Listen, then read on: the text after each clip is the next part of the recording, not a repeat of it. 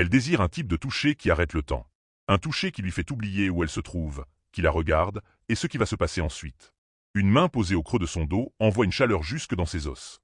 Des doigts qui se relâchent sur ses hanches, fermes et possessifs, une caresse le long de sa clavicule qui la fait frissonner.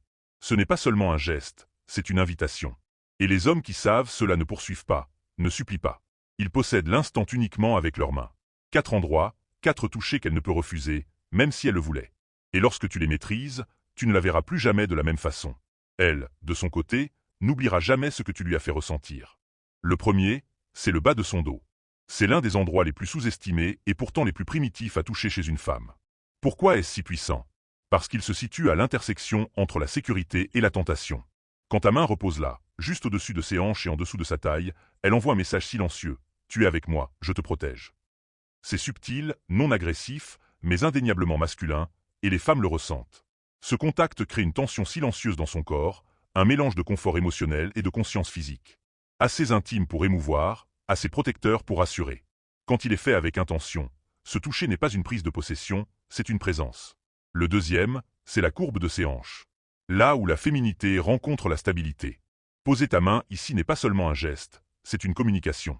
Contrairement à une poignée de main polie ou une caresse du visage romantique, toucher ses hanches est instinctif, primal. C'est un ancrage qui dit « je suis là, je mène, et je veux que tu sois là avec moi ».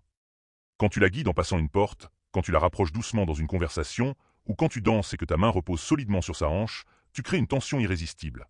Le troisième, c'est l'extérieur de sa cuisse. Ce toucher a un poids particulier, car il dépasse le simple contact physique. Il rassure et revendique à la fois. Quand ta main repose tranquillement sur sa cuisse, que ce soit en voiture, au bar ou sur un canapé, sans bouger, sans presser, juste présente, tout s'efface autour. C'est une conversation silencieuse qui lui dit « Je suis là. Tu es en sécurité ». C'est protecteur et profondément chargé d'énergie. Ce geste ne peut pas être joué. Il doit venir d'une véritable présence, d'une assurance tranquille.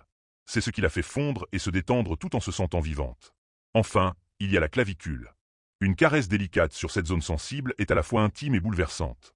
Elle la surprend, l'éveille et la trouble, parce qu'elle se trouve à la frontière entre la tendresse et le désir. Ce geste la fait halter parce qu'il touche directement à sa vulnérabilité et à sa sensualité. Ces 4 endroits, le bas du dos, la courbe des hanches, l'extérieur de la cuisse et la clavicule, contournent ses barrières mentales et s'adressent directement à ses instincts. Si tu as déjà ressenti ce moment où une femme s'abandonne dans ta présence, c'est que tu connais le pouvoir d'un toucher authentique. Un homme capable de cela laisse une empreinte indélébile, parce que ce n'est pas le geste en soi qui compte, mais l'énergie et la présence qui l'accompagnent.